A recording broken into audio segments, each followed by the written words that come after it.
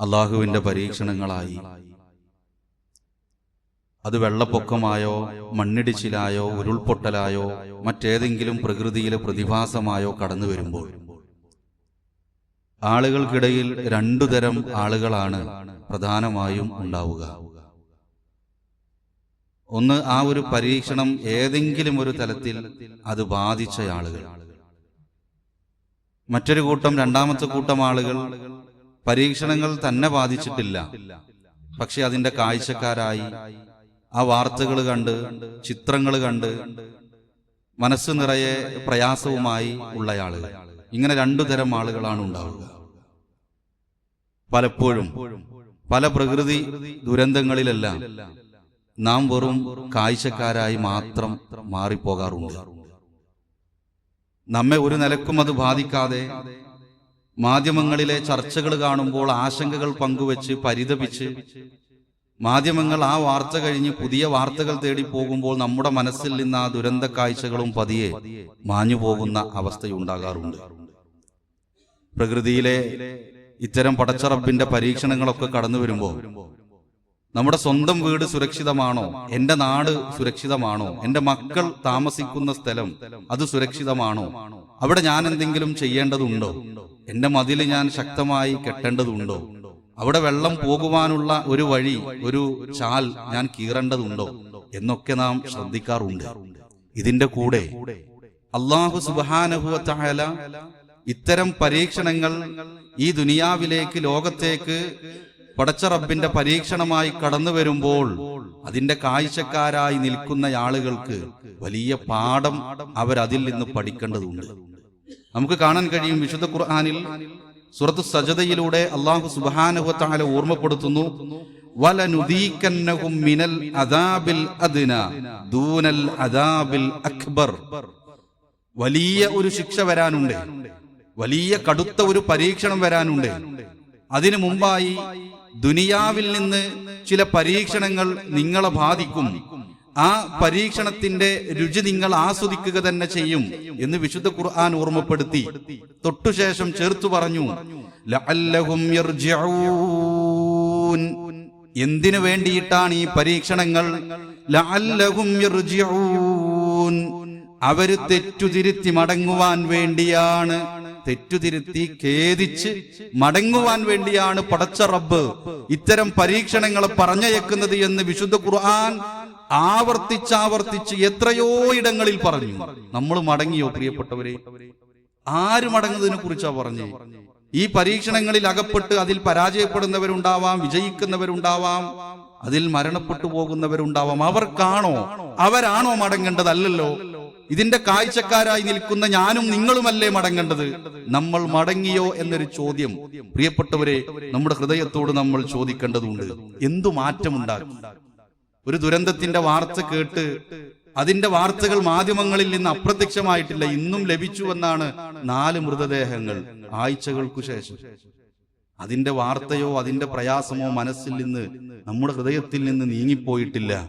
ചില ആളുകൾക്ക് ഈ വാർത്ത കേട്ട അന്നു മുതൽ ഒരു ഇറുക്ക് വെള്ളം പോലും കുടിക്കാൻ പ്രയാസം തോന്നുന്ന ആളുകളുണ്ട്. കണ്ണ് നിറഞ്ഞു പോകുന്ന ആളുകൾ, എന്തോ വലിയൊരു പ്രയാസം തന്നെ ബാധിച്ചിരിക്കുന്നു എന്ന് ചിന്തിക്കുന്ന ആളുകളുണ്ട്. ഉറക്കം നഷ്ടപ്പെട്ട ആളുകളുണ്ട്. ഉറക്കത്തിൽ നിന്ന് ഞെട്ടിയുണരുന്നവരുണ്ട്. ഈ ദുരന്ത കാഴ്ചകൾ കണ്ട് മരണം പോലും റിപ്പോർട്ട് ചെയ്തു എന്നാണ്. പ്രിയപ്പെട്ടവർ, ഇങ്ങനെയൊക്കെ സംഭവിക്കുന്നു. വിശ്വാസികൾ എന്നുള്ള നിലക്ക് ലഅല്ലഹും യർജിഊൻ, മടങ്ങുവാൻ പ്രിയപ്പെട്ടവരെ നമുക്ക് സാധിച്ചിട്ടുണ്ടോ എന്നാണ്. ഈ വാർത്തകൾ കേൾക്കുമ്പോൾ ഞാനും മരിക്കേണ്ടവനാണ് എന്നൊരു ചിന്ത നമ്മിൽ എത്ര ആളുകളുടെ ഹൃദയത്തിൽ ഉണ്ടായി? നമ്മിൽ എത്ര ആളുകൾ അതിനെക്കുറിച്ച് ചിന്തിച്ചു? റവാത്തിബ് സുന്നത്തുകളിൽ ഒരു സുന്നത്തെങ്കിലും വർദ്ധിപ്പിക്കാൻ ഈ ഒരു വാർത്ത കേട്ടതിന് ശേഷം പ്രിയപ്പെട്ടവരെ നമുക്ക് സാധിച്ചിട്ടുണ്ടോ?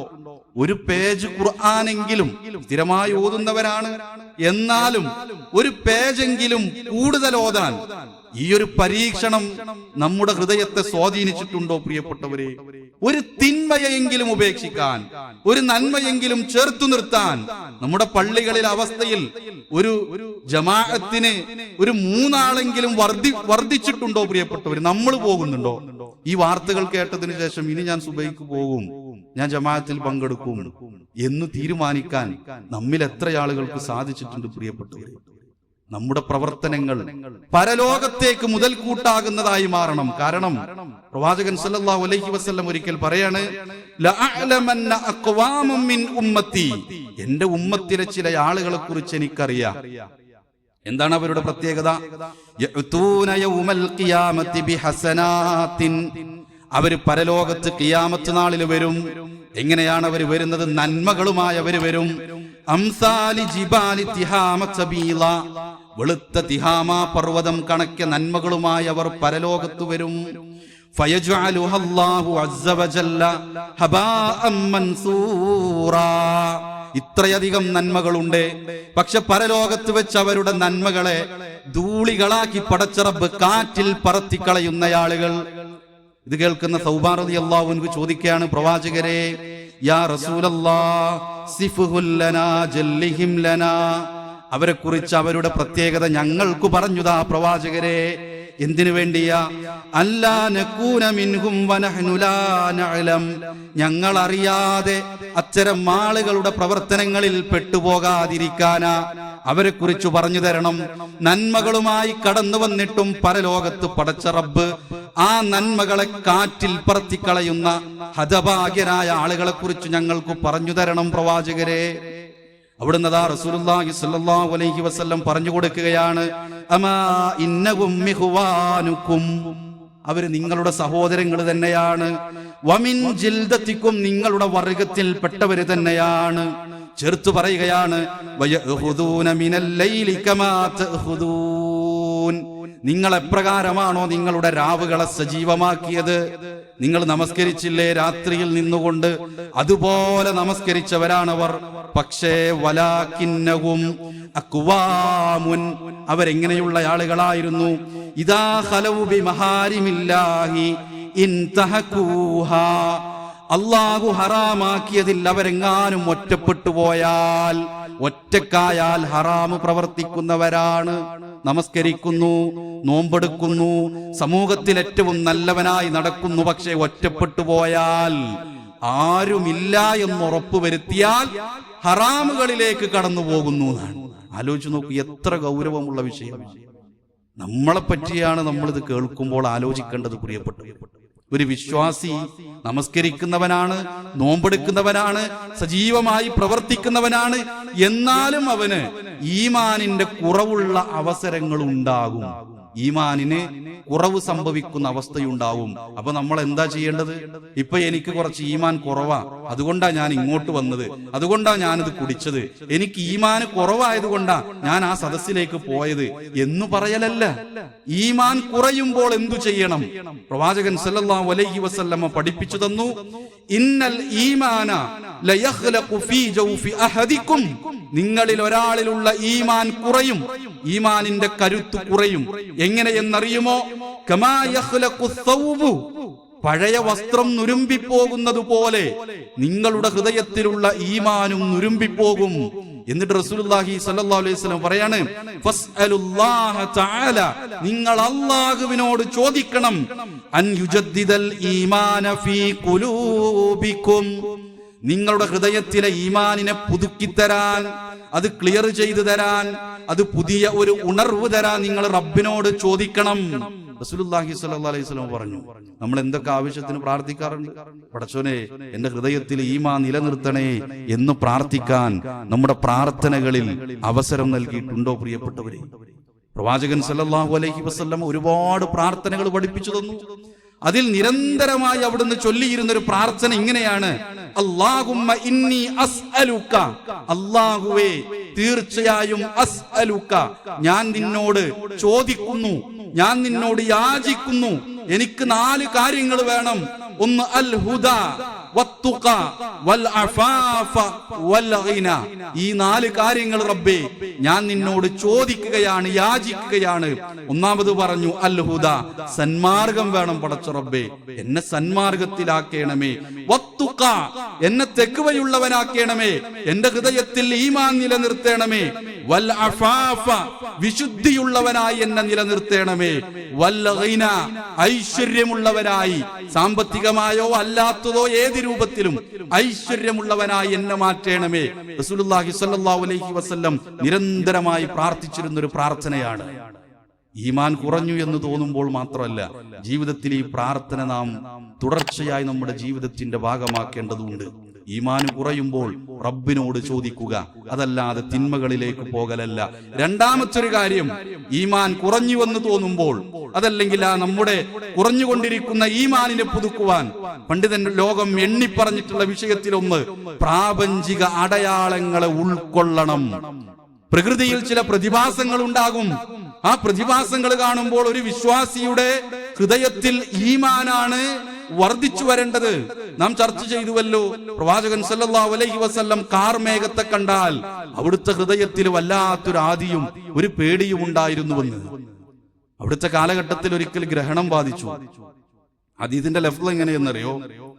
ഇത് ഖിയാമത്ത് നാളാണെന്ന് കരുതി, അവസാന സമയമായോ എന്ന് കരുതി പ്രവാചകൻ സല്ലല്ലാഹു അലൈഹി വസല്ലം ഇരിക്കുന്നിടത്ത് നിന്ന് വളരെ ധൃതിയിൽ എഴുന്നേറ്റുപോയി എന്ന്. പ്രകൃതിയിലെ പ്രതിഭാസങ്ങൾ കാണുമ്പോ അത് വെള്ളപ്പൊക്കമാവാം, അത് ഭൂകമ്പമാവാം, അത് മണ്ണിടിച്ചിലാവാം, അത് കനത്ത മഴയാവാം, അതല്ലെങ്കിൽ കടുത്ത വരൾച്ചയാവാം. എന്തു പ്രതിഭാസമാണെങ്കിലും അവിടെ ഒരു വിശ്വാസിയുടെ ഹൃദയത്തിൽ ഉണ്ടാവേണ്ടത് അത് ഈമാൻ വർദ്ധിപ്പിക്കുവാനുള്ള ഒരു കാരണമായി വരണം. കടുത്ത ചൂട് വരുമ്പോ ഒരു വിശ്വാസി ചിന്തിക്കേണ്ടത്, പടച്ചോനെ, ഇതിനേക്കാൾ വലിയ ചൂടാണല്ലോ നരകം. ആ നരകത്തിൽ ഞാൻ ചെന്നാൽ അതെങ്ങനെയാണ് ഞാൻ സഹിക്കുക എന്നു കരുതി തിരികെ ഈമാനിലേക്ക് മടങ്ങി വരാൻ ഒരു വിശ്വാസിക്ക് കഴിയണം. പ്രകൃതിയിലെ പ്രതിഭാസങ്ങളിൽ നിന്ന് പാഠം ഉൾക്കൊള്ളാൻ ഒരു വിശ്വാസിക്ക് പറ്റണമെങ്കിൽ അവന്റെ ഹൃദയത്തിലെ ഈമാൻ നിലനിർത്താൻ കഴിയും. ഒരു മണ്ണിടിച്ചിലിന്റെ ഉരുൾപൊട്ടലിന്റെ വാർത്ത കേൾക്കുമ്പോൾ നമ്മുടെ ഹൃദയത്തിലെ ഈമാൻ വർദ്ധിപ്പിക്കണം എന്നർത്ഥം. മൂന്നാമത്തെ പോയിന്റ്, വിരക്തി തോന്നും വരെ ദുനിയാവിന്റെ നിസാരതയെക്കുറിച്ച് ചിന്തിക്കുക എന്നാണ്. ദുനിയാവൊന്നുമല്ല, ഞാൻ ഓടിക്കൊണ്ടിരിക്കുന്ന, ഞാൻ വിയർപ്പൊഴുക്കുന്ന, ഞാൻ അധ്വാനിച്ചു കൊണ്ടിരിക്കുന്ന, ഞാൻ കഷ്ടപ്പെട്ടുകൊണ്ടിരിക്കുന്ന ഈ ദുനിയാവ് അത് വെറും ഒരു വട്ടപൂജ്യം മാത്രമാണ്. ഇതൊന്നുമല്ല. അതിന്റെ നിസ്സാരതയെക്കുറിച്ച് ഹൃദയത്തിൽ വിരക്തി തോന്നും വരെ ആവർത്തിച്ചാവർത്തിച്ചു പറഞ്ഞുകൊണ്ടിരിക്കുക. ആലോചിച്ചു നോക്കൂ, 4 സെക്കൻഡ് കൊണ്ടാണത്രേ ഒരു ഗ്രാമം മുഴുവൻ അപ്രത്യക്ഷമായത്. 4 സെക്കൻഡ് സമയം കൊണ്ട് അതുവരെ സമ്പാദിച്ചു കൂട്ടിയത്, ഉറ്റവർ ഉടയവർ ഉടുത്ത വസ്ത്രം പോലും നഷ്ടപ്പെട്ട് ശരീരഭാഗങ്ങൾ ഛേദിക്കപ്പെട്ട അവസ്ഥയിൽ കിലോമീറ്ററുകൾക്കപ്പുറത്തിരുന്ന് ഒരു കൈ ഒരു കാല് ശരീരഭാഗം എവിടെയെന്നറിയില്ല, ഒടുവിൽ അത്രയും ദൂരെ നിന്ന് വീണ്ടും ആംബുലൻസിൽ തിരികെ നാട്ടിലേക്ക് കൊണ്ടുവന്ന് കൈകാലുകൾ ആരുടേക്കോ ചേർത്ത് വെച്ച് കൂട്ടിവെച്ച് മറമാടുന്നൊരവസ്ഥ 4 സെക്കൻഡ് കൊണ്ട് സംഭവിക്കുന്നുവെങ്കിൽ ഈ ദുനിയാവ് നിസ്സാരമാണ് എന്നാലോചിക്കാൻ പ്രിയപ്പെട്ടവരെ, നമ്മുടെ ഹൃദയത്തോട് ആവർത്തിച്ചു പറയണം, ഈ ഓടിക്കൊണ്ടിരിക്കുന്നതൊന്നും ഇത് പരലോകത്തേക്ക് മുതൽക്കൂട്ടാകുന്നതാണോ എന്ന് നമ്മുടെ ഹൃദയത്തോട് ആവർത്തിച്ചു ചോദിക്കണം. വിശുദ്ധ ഖുർആൻ സംസാരിച്ചിട്ടുണ്ട് മരണത്തെക്കുറിച്ച്. കുല്ലു നഫ്സിൻ ദാഇഖത്തുൽ മൗത്ത്, എല്ലാ ദേഹങ്ങളും മരണം ആസ്വദിക്കുക തന്നെ ചെയ്യും. ആ ആയത്തിന്റെ അവസാന ഭാഗത്ത് റബ്ബ് പറയാണ്, വമൽ ഹയാത്തിദ് ദുനിയാ ഇല്ലാ മതാഉൽ ഗുറൂർ. ഈ ദുനിയാവെന്ന് പറയുന്നത് അത് വെറും കബളിപ്പിക്കുന്ന ഒരു വിഭവമല്ലാതെ മറ്റൊന്നുമല്ല.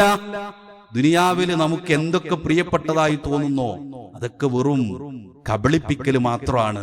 അതൊന്നും കൊണ്ട് നമ്മുടെ ഖബറിലേക്ക് പോകൂല. വാഹനമാണോ പ്രിയപ്പെട്ടതായി തോന്നുന്നത്? വീടാണോ? സമ്പത്താണോ? അതേപോലെ ആസ്തികളാണ്, എന്തുമാകട്ടെ, അതൊന്നും, ഇതെല്ലാം ദുനിയാവിലെ വഞ്ചിപ്പിക്കുന്ന ചില വിഭവങ്ങൾ മാത്രമാണ് എന്ന് വിശുദ്ധ ഖുർആൻ ആവർത്തിച്ച് നമ്മെ ഓർമ്മപ്പെടുത്തുന്നു. സൂറത്തുൽ അൻആമിലൂടെ റബ്ബ് പറയാണ്, വമൽ ഹയാത്തിദ് ദുനിയാ ഇല്ലാ ലഗിബുൻ വലഹുൻ. ദുനിയാവിലെ ജീവിതത്തെ പറ്റി പറഞ്ഞുതരാണ്. ഐഹിക ജീവിതം എന്നത് വെറും ഒരു കളിയും വിനോദവും മാത്രമാണ്. അതിനപ്പുറത്ത് പരലോകത്താണ് കേട്ടോ മനുഷ്യ നിനക്ക് വിജയിക്കേണ്ടതെന്ന് പടച്ച റബ്ബ് നമ്മെ ഓർമ്മപ്പെടുത്തി. ആ ആയത്ത് അവസാനിക്കുമ്പോ റബ്ബ് ചോദിക്കാണ്, അഫലാ തഅഖിലൂൻ, നിങ്ങൾ ചിന്തിക്കുന്നില്ലയോ? നമ്മളോടാ ചോദിച്ചു, ചിന്തിക്കുന്നില്ലേ? ദുനിയാവിന്റെ പിറകെ ഓടിക്കൊണ്ടിരിക്കല്ലേ? ചിന്തിക്കുന്നില്ലേ മനുഷ്യ ഈ ദുനിയാവ് വെറും നിസ്സാരമാണെന്ന്? നീ ചിന്തിച്ചിട്ടില്ലേ എന്ന് റബ്ബ് ചോദിക്കുകയാണ്. പ്രിയപ്പെട്ടവരെ, ചിന്തിക്കണം. ഈ ദുനിയാവിന് വേണ്ടി ഓടുമ്പോ നമസ്കാരം മറക്കുന്നു, ദുനിയാവിന് വേണ്ടി ഓടുമ്പോ കടമകൾ മറക്കുന്നു, പിണക്കങ്ങൾ ഉണ്ടാകുന്നു, സാമ്പത്തികമായ ഹറാമുകൾ കടന്നു വരുന്നു, പല നിലക്കും ഹറാമിന് കൂട്ടുനിൽക്കുന്നവരായി മാറുന്നു. ഇതൊന്നും പരലോകത്തേക്ക് മുതൽ കൂട്ടാവുന്നതല്ല.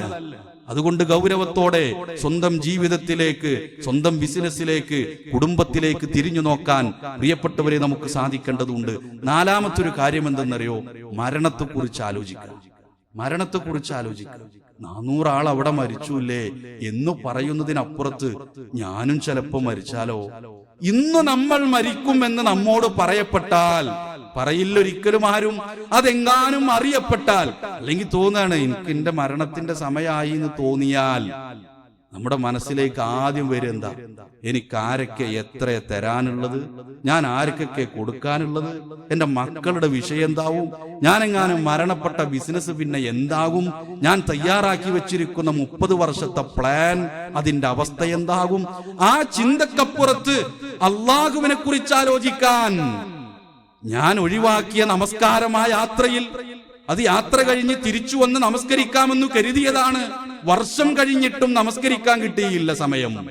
നോമ്പ് ഒഴിവാക്കി അറിയാതെ സംഭവിച്ചതാ. അത് പിന്നെ നോറ്റ് വീട്ടാമെന്ന് കരുതിയതാ, വീട്ടിയിട്ടില്ല. 2000 രൂപക്ക് വേണ്ടി ഒരാളോട് പിണങ്ങിയതാ. ഇപ്പോഴും ആ പിണക്കം മാറ്റാൻ കഴിഞ്ഞിട്ടില്ല. കുടുംബത്തിൽ നമ്മളായിട്ട് പ്രശ്നമുണ്ടാക്കി, ശൈഥില്യമുണ്ടാക്കി, ആ പിണക്കത്തെ ഇണക്കമാക്കി മാറ്റാൻ കഴിഞ്ഞിട്ടില്ല. പ്രിയപ്പെട്ടവരെ, ചിന്തിക്കാൻ കഴിയണം. നന്മകൾ വർദ്ധിപ്പിക്കാൻ വല്ലതും ബാക്കിയുണ്ടോ എന്ന് ചിന്തിക്കാൻ കഴിയണം. മരണത്തെക്കുറിച്ച് ആലോചിക്കാൻ പ്രിയപ്പെട്ടവരെ സാധിക്കണമെങ്കിൽ നമ്മുടെ ഹൃദയത്തിലേക്ക് ഈമാൻ പതിയെ കടന്നു വരുമെന്നാണ്. അഞ്ചാമതായിട്ട് പഠിപ്പിക്കപ്പെടുന്നു, വിശുദ്ധ ഖുർആനിനെ ഹൃദയത്തോട് ചേർത്ത് നിർത്തുക. വിശുദ്ധ ഖുർആൻ തന്നെ പറയുന്നത് കാണാൻ കഴിയും. ഇന്നമൽ മുഅ്മിനൂന, സത്യവിശ്വാസികളുടെ ഹൃദയത്തെ കുറിച്ച് പറയാണ്. ഇന്നമൽ മുഅ്മിനൂന അല്ലദീന ഇദാ ദുകിറല്ലാഹ്, അല്ലാഹുവിനെ കുറിച്ച് പറയപ്പെട്ടാൽ വജിലത് ഖുലൂബുഹും, അവരുടെ ഹൃദയം അങ്ങ് നടുങ്ങും. അല്ലാഹു കാണുന്നു പറഞ്ഞാണല്ലോ. അല്ലാഹു കാണുന്നു പറഞ്ഞാൽ, ഈ സംസാരം അല്ലാഹു കേൾക്കുന്നു പറഞ്ഞാൽ, ഈ ഇടപാട് ആരും അറിയില്ല എന്ന് പറയുമ്പോഴും അത് റബ്ബറിയുമെന്നൊരു ചിന്ത കടന്നു വന്നാൽ വജിലത്തു ഖുലൂബുഹും, അവരുടെ ഹൃദയം നടുങ്ങിപ്പോകും. എന്നിട്ട് ചേർത്ത് പറയാം, വഇദാ തുലിയത് അലൈഹിം ആയാതുഹു, അല്ലാഹുവിന്റെ ദൃഷ്ടാന്തമാകുന്ന വിശുദ്ധ ഖുർആൻ ഓതി കേൾപ്പിക്കപ്പെട്ടാൽ സാദതുഹും ഈമാനാ, അവരുടെ ഈമാനങ്ങ് വർദ്ധിക്കും. വർദ്ധിക്കാറുണ്ടോ പ്രിയപ്പെട്ടവരെ? ഖുർആൻ കേൾക്കുമ്പോ ഈമാൻ വർദ്ധിക്കാറുണ്ടോ? ഒരു രസത്തിന് വേണ്ടി ഖുർആനൊക്കെ ഇങ്ങനെ കടയിലൊക്കെ ഇങ്ങനെ തുറന്നു വെച്ച് നമ്മൾ ജോലിയിലൊക്കെ ഇങ്ങനെ ഏർപ്പെടുമ്പോഴും ഖുർആൻ കേട്ടിട്ട് നമ്മുടെ ജീവിതത്തിൽ ഈമാൻ വർദ്ധിക്കുന്ന അവസ്ഥയുണ്ടാകാറുണ്ടോ പ്രിയപ്പെട്ടവരെ? സ്വഹാബികളുടെ ചരിത്രം പരിശോധിച്ചാൽ, പ്രവാചകൻ സല്ലല്ലാഹു അലൈഹി വസല്ലമയുടെ ചരിത്രം പരിശോധിച്ചാൽ, വിശുദ്ധ ഖുർആനിന്റെ ആയത്തുകൾ ഓതി അവസാനിക്കുന്നതിന് മുമ്പ് കണ്ണുകൾ നിറഞ്ഞു പോകുമായിരുന്നു എന്നാണ്. ഏതായത്ത് കേട്ടിട്ടാ പ്രിയപ്പെട്ടവരെ എന്റെയും നിങ്ങളുടെയും കണ്ണുകൾ നിറഞ്ഞു പോയത്? വിശുദ്ധ ഖുർആനിലെ ഏതായത്ത് കേട്ടിട്ടാ നമ്മുടെ ഹൃദയത്തിലെ ഈമാൻ ഇങ്ങനെ കൂടി വന്നത്? ഈമാനിന്റെ ഉയർച്ചക്ക് കാരണമായ ഏത് ആയത്തുണ്ട് പ്രിയപ്പെട്ടവരെ? വിശുദ്ധ ഖുർആനിനെ പഠിച്ചുവോ നമ്മൾ? ചേർത്തുവോ നമ്മൾ? നിരന്തരം നമ്മൾ ഓതുന്ന, ഒരു ദിവസം ആവർത്തിച്ച് നമ്മൾ പാരായണം ചെയ്യുന്ന സൂറത്തുൽ ഫാത്തിഹയുടെ അർത്ഥം പൂർണ്ണമായി എനിക്കറിയും എന്ന് ഉറപ്പു പറയാൻ നമ്മിൽ എത്ര ആളുകൾക്ക് സാധിക്കും പ്രിയപ്പെട്ടവരെ? ജീവിതത്തിൽ മാറ്റമുണ്ടാവണം. ഖുർആനിനെ ചേർത്തു നിർത്തിയോ, ഖുർആനിന്റെ അർത്ഥതലങ്ങളിലേക്ക് ഇറങ്ങിച്ചെന്നോ, അവിടെ ഈമാനികമായ ഉണർവുണ്ടാകുമെന്നാണ്. ഖുർആനിന്റെ പാതയിലൂടെ നടക്കാൻ, മരണത്തെക്കുറിച്ച് ഓർക്കാൻ, അതേപോലെ ഈ ദുനിയാവ് വെറും നിസ്സാരമാണ്, ആ ദുനിയാവിന്റെ നിസ്സാരതയെ കുറിച്ച് ഓർത്താൽ, പ്രകൃതിയിലെ പ്രാപഞ്ചിക പ്രതിഭാസങ്ങൾ വരുമ്പോ റബ്ബിനെ കുറിച്ച് അറിയാൻ സാധിച്ചാൽ, അതേപോലെ ഈമാനിന് കുറവുണ്ടെന്ന് തോന്നിയാൽ അവിടെ റബ്ബിനോട് ആത്മാർത്ഥമായിട്ട് പ്രാർത്ഥിച്ചു, റബ്ബേ ഈമാൻ എനിക്ക് തിരികെ തരണേ എന്ന് പ്രാർത്ഥിക്കാൻ കഴിഞ്ഞാൽ നല്ല വിശ്വാസിയായി, മുത്തക്കിയായി ജന്നാത്തുൽ ഫിർദൗസിലേക്ക് പടച്ച റബ്ബ് വഴി കാണിക്കും. അത്തരം ആളുകളിൽ റബ്ബ് നമ്മെ ഉൾപ്പെടുത്തി അനുഗ്രഹിക്കുമാറാവണം.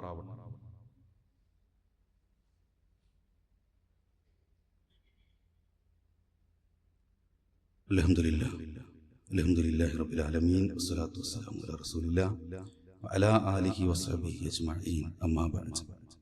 ഒരിക്കൽ കൂടി അള്ളാഹുവിനെ സൂക്ഷിച്ച് ജീവിതം ചിട്ടപ്പെടുത്തണേ, ക്രമപ്പെടുത്തണേ എന്ന് സ്വന്തത്തെ മറക്കാതെ ഉപദേശിക്കുകയാണ്, വസിയത്ത് നൽകുകയാണ്. നാം സൂചിപ്പിച്ചു വന്നതുപോലെ തന്നെ നമ്മുടെ നാട് കണ്ട ഏറ്റവും വലിയ ഒരു പരീക്ഷണം, ഒരു പ്രയാസം നമ്മിലേക്ക് കടന്നു വന്നപ്പോൾ നമ്മുടെ നാട് മുഴുവൻ ഒറ്റക്കെട്ടായി ആ നാടിനെയും പരീക്ഷണം ബാധിച്ചവരെയും ചേർത്തു നിർത്താൻ നമ്മൾ കാണിച്ച ഒരു മനസ്സ്, അത് വല്ലാത്തൊരു മനസ്സ് തന്നെയാണ്. വളരെ സന്തോഷം തോന്നുന്ന, അവിടെ വർഗീയതയില്ലാതെ, അവിടെ ചേരിതിരിവില്ലാതെ, ആദർശത്തിലെ ചില്ലറ വ്യതിയാനങ്ങളെ മാറ്റി നിർത്തി ഒന്നായി നിൽക്കാൻ ഈ സമുദായത്തിന് പറ്റിയിട്ടുണ്ട് എന്ന ചില അപവാദങ്ങൾ ഉണ്ടെങ്കിലും ശരി, ഇവിടെയെല്ലാം സജീവമായി ആരോഗ്യം കൊണ്ട്, സമ്പത്ത് കൊണ്ട് ഈ വിഷയത്തിൽ ചെലവഴിച്ച ആളുകളുണ്ട്. അവർക്ക് നാളെ പരലോകത്ത് പടച്ച റബ്ബിന്റെ അടുക്കൽ വമ്പിച്ച പ്രതിഫലമുണ്ട് എന്ന് ഈ സമ്പത്ത് ചെലവഴിക്കുമ്പോൾ, ശാരീരികമായ അധ്വാനം ഇത്തരം സ്ഥലങ്ങളിൽ പ്രയാസ ദുരിതബാധിതരെ കൈപിടിച്ചുയർത്താൻ നമ്മൾ ശ്രമിക്കുമ്പോൾ ഉണ്ട് എന്നത് പ്രിയപ്പെട്ടവരെ നമ്മൾ മറന്നു പോകാൻ പാടില്ല. നമുക്ക് കാണാൻ കഴിയുന്നു, വിശുദ്ധ ഖുർആൻ സൂറത്തുൽ ഫാത്തിറിലൂടെ പറയാണ്, ഇന്നല്ലദീന യത്ലൂന കിതാബല്ലാഹി, തീർച്ചയായും അല്ലാഹുവിന്റെ ഗ്രന്ഥം പാരായണം ചെയ്യുന്ന ആളുകൾ, നമസ്കാരം നിലനിർത്തുന്ന ആളുകൾ, അല്ലാഹു അവർക്ക് നൽകിയ റിസ്കിൽ നിന്ന് ചെലവഴിച്ച ആളുകൾ. എങ്ങനെ ചെലവഴിച്ചു? സിർറം വ അലാനിയ, രഹസ്യമായി ചെലവഴിക്കുന്നവർ, പരസ്യമായി ചെലവഴിക്കുന്നവർ. ചിലപ്പോൾ റെസീപ്റ്റ് എഴുതി വാങ്ങേണ്ടി വരും കൊടുക്കുമ്പോ, ഒരു പ്രളയ ദുരിതബാധിത പ്രദേശത്ത് കൊടുക്കുമ്പോൾ ചിലപ്പോൾ അങ്ങനെ കൊടുക്കേണ്ടി വരും. അങ്ങനെ കൊടുത്താലും വിശുദ്ധ ഖുർആൻ പറയുന്നു, യർജൂന തിജാറതൻ ലൻ തബൂർ, അവരാശിക്കുന്നത് ഒരിക്കലും നഷ്ടം സംഭവിക്കാത്ത ഒരു കച്ചവടമാകുന്നു. നഷ്ടം സംഭവിക്കൂല. ദുനിയാവിലെ കച്ചവടത്തിൽ നഷ്ടം സംഭവിക്കും. എത്ര കോടികൾ ഇൻവെസ്റ്റ് ചെയ്താലും അള്ളാന്റെ മാർഗത്തിൽ 1000 രൂപ കൊടുത്താൽ പടച്ച റബ്ബ് പരലോകത്ത് ഇരട്ടിയാക്കി സ്വർഗത്തിൽ നമ്മെ കാത്തിരിക്കും നന്മകളുടെ രൂപത്തിൽ. എന്നാലോ ഈ ദുനിയാവിൽ ഇങ്ങനെ ചെലവഴിക്കുന്ന ആളുകളിൽ ചിലർ, ഈ നന്മകളൊന്നും ലഭിക്കാത്ത ആളുകളുണ്ട്. ഒരുപാട് സമ്പത്ത് ചെലവഴിച്ചു, പക്ഷേ അതൊന്നും പരലോകത്തേക്ക് മുതൽ കൂട്ടാകുന്നില്ല. അതും അതാ വിശുദ്ധ ഖുർആൻ സംസാരിക്കുന്ന സൂറത്തുൽ ബഖറയിലൂടെ, യാ അയ്യുഹല്ലദീന ആമനൂ, വിശ്വാസികളെ വിളിച്ചുകൊണ്ടാ പറയുന്നത്, സത്യവിശ്വാസികളെ, ലാ തുബ്തിലൂ സ്വദഖാതികും, നിങ്ങൾ നിങ്ങളുടെ സ്വതക്കകളെ ബാത്തിലാക്കി കളയരുതേ. എങ്ങനെയാ സ്വതക്കകൾ ബാത്തിലാകുന്നത്? ബിൽ മന്നി വൽ അദാ, സ്വതക്ക കൊടുത്തതിന്റെ പേരിൽ ഒരുവനെ ഉപദ്രവിച്ചാൽ, അല്ലെങ്കിൽ അത് എടുത്തു പറഞ്ഞാൽ, ഞാൻ ഇന്ന സ്ഥലത്തേക്ക് ഇത്ര കോടി കൊടുത്തു, ഇത്ര 1000 കൊടുത്തു, എന്റെ സ്ഥാപനം ഇത്ര കൊടുത്തു എന്നത് ആ പേരിന് വേണ്ടി മാത്രം ആരെങ്കിലും കൊടുത്താൽ അത് അല്ലാഹുവിന്റെ അടുക്കൽ രേഖപ്പെടുത്തി വെക്കൂല. ആ ആയത്തിന്റെ ഇടയിൽ അല്ലാഹു സുബ്ഹാനഹു വ തആല ഒരു ഉപമ പറയുന്നു. ആ ഉപമ